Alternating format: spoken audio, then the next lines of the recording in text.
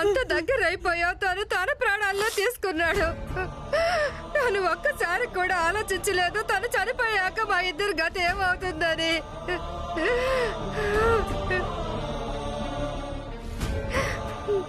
నువ్వు నీ ప్రాణాలు ఇచ్చేసి ఇదైతే రుజువు చేసావు. ఇప్పుడు మేము నీకు అమ్మా నాన్నలు కావు అని. వదిన గారు, నేను మీ మానసిక స్థితిని అర్థం చేసుకోగలను. వైభవ్ దేవ్ గారి అంతిమ సంస్కారాలు మేమందరం కలిసి చేస్తాం. అన్నయ్య, వదిన, నేను మిమ్మల్ని ఎప్పుడూ ప్రేమించాను. కానీ ఒకవేళ మరో జన్మంటూ ఉంటే మీ ఇంట్లో మాత్రం నేను పుట్టను. నేను చనిపోయిన మా అమ్మ అలాగే చనిపోయిన నాన్న మీద ఒట్టేసి చెప్తున్నాను, నాకు మరో జన్మంటూ ఉంటే భీమ్ జాతిలోనే పుట్టాలనుకుంటున్నాను. లేదు నరోత్తమ్, ఎవ్వరూ ఏమీ చెయ్యడానికి వీల్లేదు. ప్రచండదేవ్ గారు, ఎంతైనా తను మీ తమ్ముడు. అది ఒకప్పుడు. వీడు ఒకప్పుడు నా తమ్ముడే. కాని వీడు బ్రతికున్నప్పుడే మమ్మల్ని, అలాగే మా జాతిని, మా నమ్మకాలను వదులుకున్నాడు. ఇక చనిపోయిన తర్వాత వీడిని మేము ఎందుకు ఆదరించాలి? వీడు ఈ చిన్న జాతి భీమరావు కోసం తన ప్రాణాల్ని కూడా ఇచ్చాడు. వీడు వచ్చే జన్మలో చిన్న జాతి వాడిలాగే పుట్టాలనుకుంటున్నాడు. అందుకే ఇప్పుడు భీమరావే ఆలోచిస్తాడు వీణ్ణి ఏం చెయ్యాలి అని. వాణ్ణి వదిలేయి.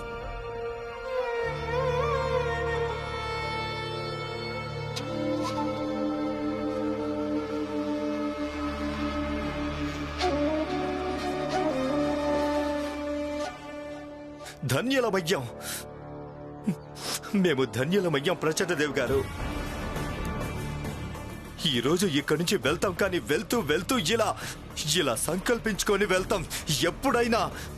ఎప్పుడైనా జాతి, సమాజం, ధర్మం, సంస్కృతి విషయం వచ్చినప్పుడు మనం ప్రచండదేవ్ గారిలా మారాల్సి ఉంటుందని. ఆయన తన ధర్మం, జాతి, తన సంస్కృతి రక్షణ కోసం తన సొంత తమ్ముడు కాదు, తన కొడుకు లాంటి సొంత తమ్ముడినే త్యాగం చేశాడు. ప్రచండదేవ్ గారు, మీకోసం ఎన్ని జయజయధ్వానాలు చేసినా సరే అవి తక్కువే. మీరే మా అందరికీ ఆదర్శం. ప్రచండదేవ్ గారికి జై! ప్రచండదేవ్ గారికి జై! ప్రచండదేవ్ గారికి జై! ప్రచండదేవ్ గారికి జై! ప్రచండదేవ్ గారికి జై! ప్రచండదేవ్ గారికి జై! ప్రచండదేవ్ గారికి జై! ప్రచండదేవ్ గారికి జై! ప్రచండదేవ్ గారికి జై! ప్రచండదేవ్ గారికి జై! ప్రచండదేవ్ గారికి జై! ప్రచండదేవ్ గారికి జై!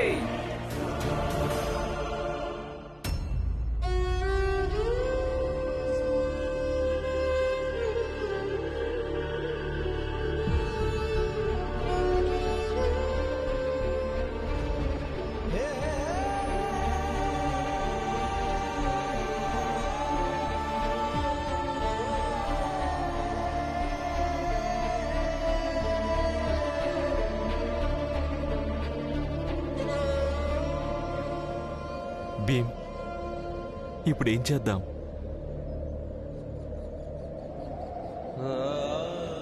భీమ్, నాకు ఈశ్వరుని మీద భక్తి ఎక్కువ, అలాగే ఆయన్ని పూజిస్తుంటాను కూడా. కానీ ఇలాంటి విషయాల్లో నేను నీ అభిప్రాయం విన్నప్పుడు ఎన్నోసార్లు నువ్వు చెప్పేది కూడా నిజం అనిపిస్తోంది. ఏం పర్వాలేదు వైభవ్. చూడు, కేవలం నాకు ఏమనిపిస్తోందంటే, ఒకవేళ నువ్వు వ్యక్తిగా మంచివాడివైతే కావాలంటే నువ్వు ఏదైనా నమ్ము, దేన్నైనా నమ్ము, అదంతా సరైందే. కానీ ఒకవేళ ఎవరైనా వ్యక్తే చెడ్డవాడైతే కావాలంటే తను ప్రపంచంలోనే అన్నిటికంటే పెద్ద సత్యాన్ని నమ్మినా సరే పెద్ద తేడా ఏమీ ఉండదు. వ్యక్తి చెడ్డవాడుగానే ఉండిపోతాడు.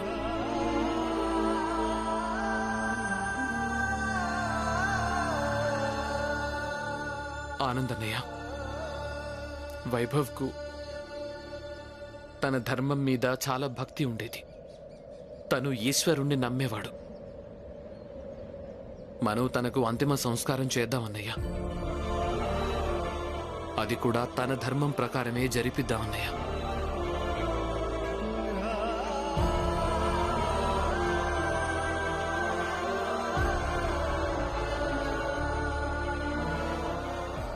మీరు ఎవరైనా పంతులు గారి దగ్గరికి వెళ్ళండి, ఆయన్ని అడగండి అంతిమ సంస్కారం చేయడం కోసం ఏమేం కావాలో. ఆ వస్తువులను అలాగే ఆ పంతులు గారిని తీసుకొని రండి.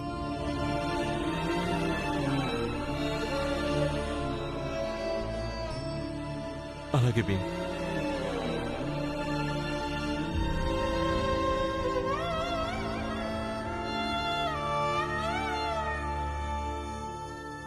బాబు భీమ్, ఈ డబ్బులు తీసుకో, వైభవ్ గారికి ఇచ్చేసేయ్. అలాగే వైభవ్ గారికి ఏం చెప్పాలంటే, ఆయన నీ కోసం ఏ పుస్తకాలు కొన్నాడో అందుకు మనస్ఫూర్తిగా ధన్యవాదాలు చెప్పు. వైభవ్ గారు,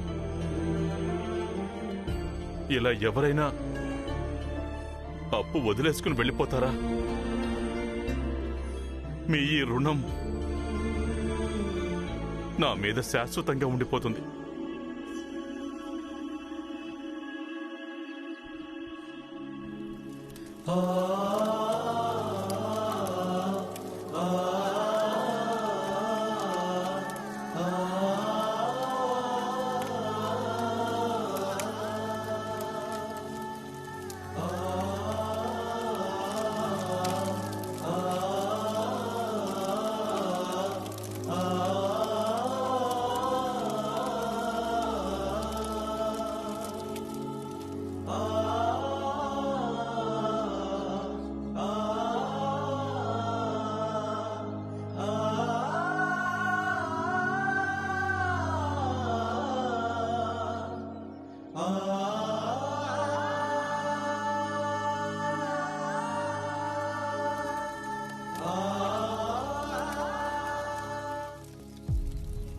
నాన్న,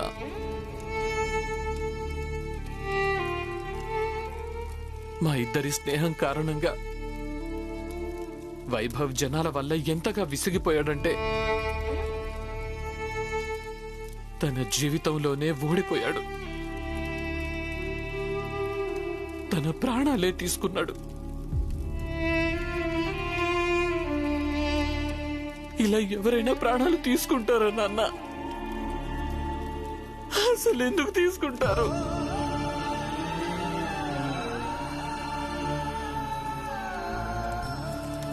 చూడు బాబు, ఈ రకంగా ప్రాణాలు ఇవ్వడం సరైంది కాదు. కానీ కొందరు వ్యక్తులు జీవితంలో తొందరగా ఓటమిని అంగీకరిస్తారు. చూడు బాబు, జీవితంలో ఎప్పుడూ మనం ఒక్క విషయం గుర్తుపెట్టుకోవడం మంచిది. ఒక్కోసారి కొన్ని మనకి అనుకూలంగా ఉండకపోవచ్చు, ఒక్కొక్కసారి కొన్ని మనకి అనుకూలంగా ఉంటాయి. కానీ ఏవైతే మనకి అనుకూలంగా ఉండవో వాటికి అర్థం మనం మన జీవితాన్ని ముగించుకోవడం మంచిదని మాత్రం కాదు. నిజానికి కొత్త ఆశలతో పాటు మనం ముందుకెళ్ళడం మంచిది. కానీ నాన్న, వాస్తవం ఏంటి అంటే వైభవ్ ఆత్మహత్యకు కారణం నేనే. తను నా కారణంగానే ప్రాణాలు తీసుకున్నాడు. ఇక నేనిది ఎప్పటికీ మర్చిపోలేను.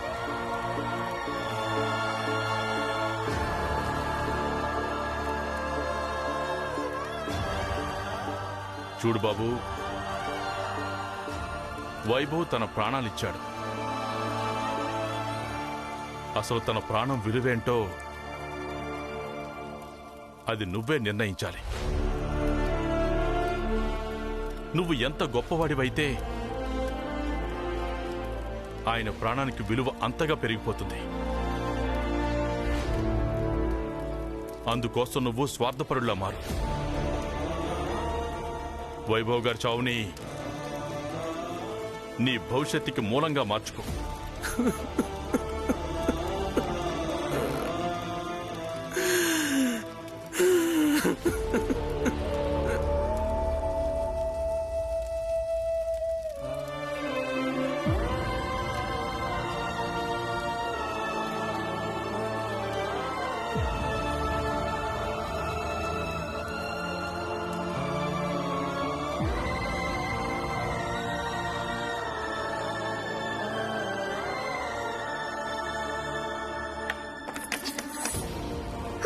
తలుపు తీయండి.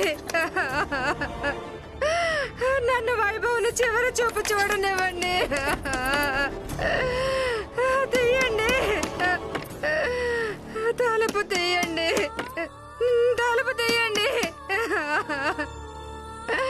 నేను వైభవ్ దగ్గరికి వెళ్ళాలి. తలుపు తీయండి, తలుపు తీయండి.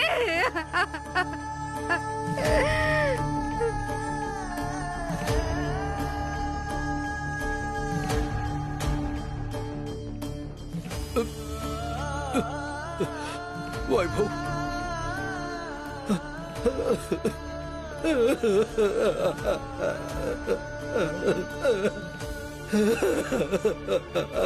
వైభవ్, వైభవ్ నా బిడ్డ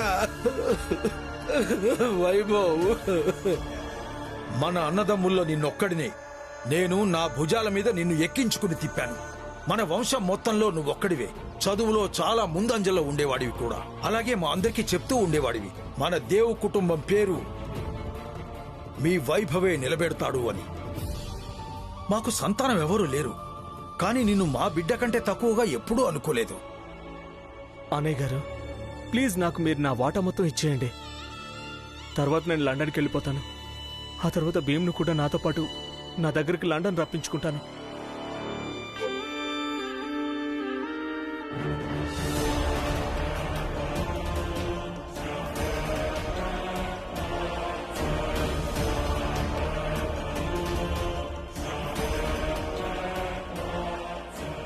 తలుపు తీయండి. నేను వైభవ్ దగ్గర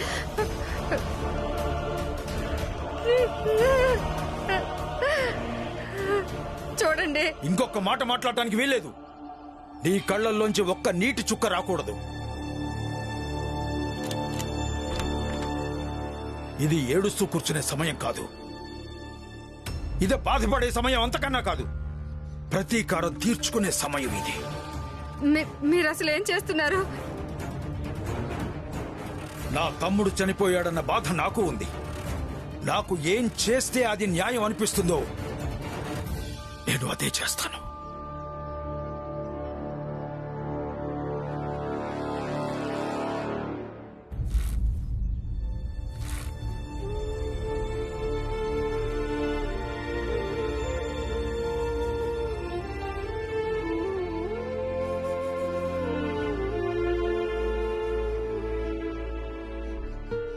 ఏమైంది భీమరావు, లండన్లో చదువుకొని చాలా త్వరగా వచ్చేసావే?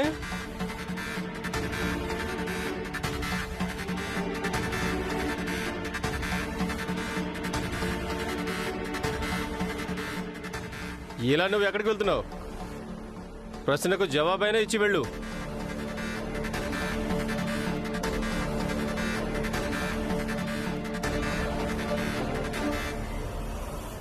నేను అడుగుతోంది నిన్నే. హితేష్, వైభవ్ చనిపోయాడు. నేను అర్థం చేసుకోగలను. ఈ రోజు మీ అందరి సంతోషాలకి హద్దులుండవని. ఎందుకంటే భీమికెప్పుడు లండన్కి వెళ్ళలేడని. కావాలంటే మీ అందరి దృష్టిలో భీమ్కి ఎలాంటి విలువ లేకపోవచ్చు, కానీ కనీసం వైభవ్ చావుని పరిహాసంగా మాత్రం మార్చకండి. అయితే వైభవ్ చావుకి అసలు కారణం ఏంటి?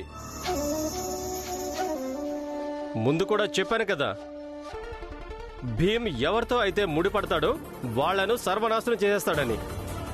వైభవ్ను సర్వనాశనం చేశాడు కదా. అసలు నాకు ఒక్క వ్యక్తి పేరైనా చెప్పండి, ఎవరైతే భీమరావుతో స్నేహం చేశారో వాళ్లకు మేలు కలిగింది అని. వైభవ్ దేవ్ గారికి భీమరావుతో స్నేహం కలిగింది. ఇప్పుడు ఆయనకు ఎలాంటి గతి పట్టిందో చూశారు కదా. ఇప్పుడు ఈ మాట భీమ్ అంగీకరించి ఆ తర్వాత ఇక్కడి నుంచి వెళ్ళిపోని.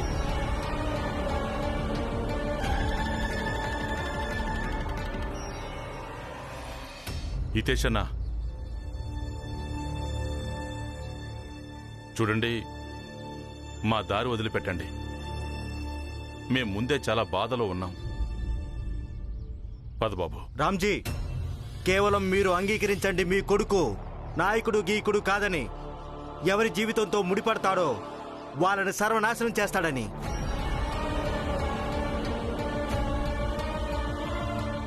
అందరిలో గర్వం బాగా పెరిగిపోయింది అత్తయ్య. భీమ్రావు లండన్కి వెళ్తాడని, చదువుకుంటాడని. చూడండి, ఇప్పుడు అందరి మొహాలు ఎలా వేలాడిపోతున్నాయో. నాకంటే ఎవరితో ఈయన ఎక్కువగా ముడిపడున్నారు? నాకన్నా సంతోషంగా ఎవరైనా ఉన్నారా? నువ్వు కళ్ళకు గంతలు కట్టుకుని ఉంటే నిజం ఎలా అర్థమవుతుంది? హ? హ. సొంత తమ్ముడు చెల్లి ఇక్కడికి ఎన్నో నెలలుగా రాలేదు. నీ మీద ఏమైనా ప్రభావం పడిందా? హ? జాగ్రత్తగా ఆలోచించావనుకో, అప్పుడు మొత్తం అర్థమైపోతుంది. వాళ్ళు వెళ్లిపోవడం వెనక ఈ భీమరావు హస్తమే ఉందని. అవును, నేను చెడ్డవాణ్ణి.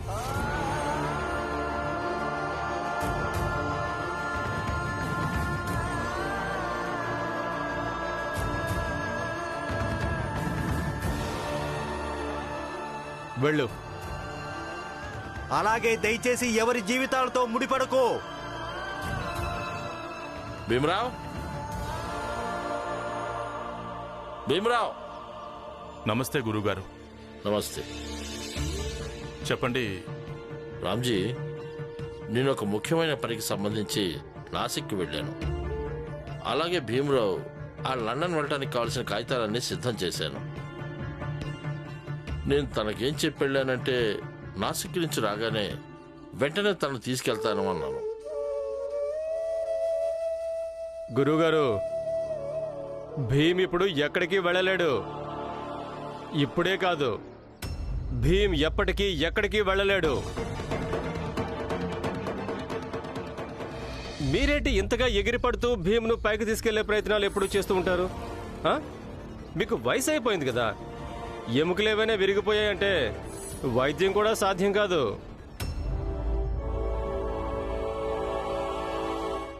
రామ్జీ, ఏమైంది? విషయం ఏంటి? అది వైభవ్ గారు ఆత్మహత్య చేసుకున్నారు. ఏంటి?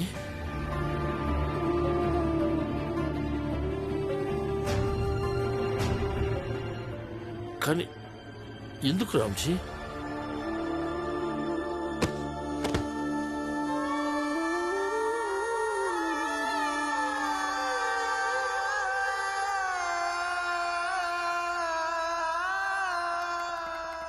అయితే వైభవ్ చావుకి అసలు కారణం ఏంటి?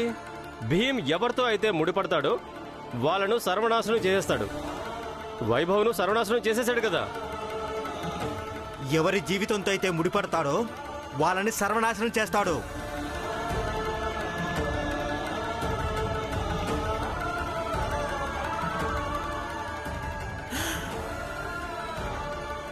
వైభవ్,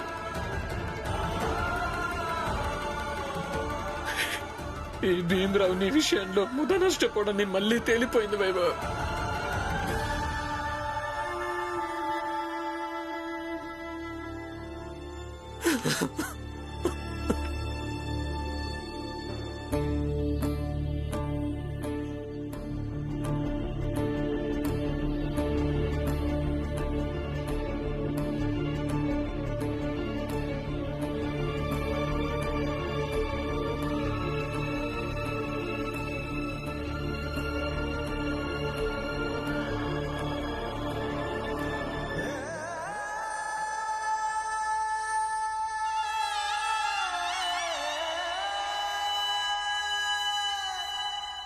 నేను పోరాడలేకపోయాను భీమ్. నేను ఓడిపోయాను. నేను పోరాడలేకపోయాను భీమ్. నేను ఓడిపోయాను. నేను పోరాడలేకపోయాను భీమ్. నేను ఓడిపోయాను. నేను పోరాడలేకపోయాను భీమ్.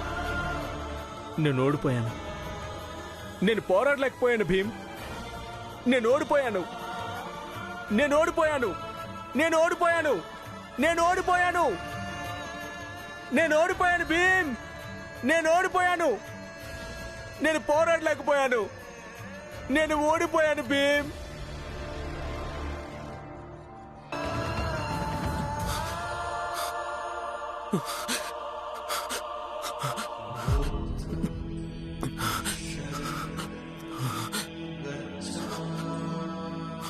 బుద్ధం శరణం గచ్ఛామి, సంఘం శరణం గచ్ఛామి, బుద్ధం శరణం గచ్ఛామి, బుద్ధం శరణం గచ్ఛామి.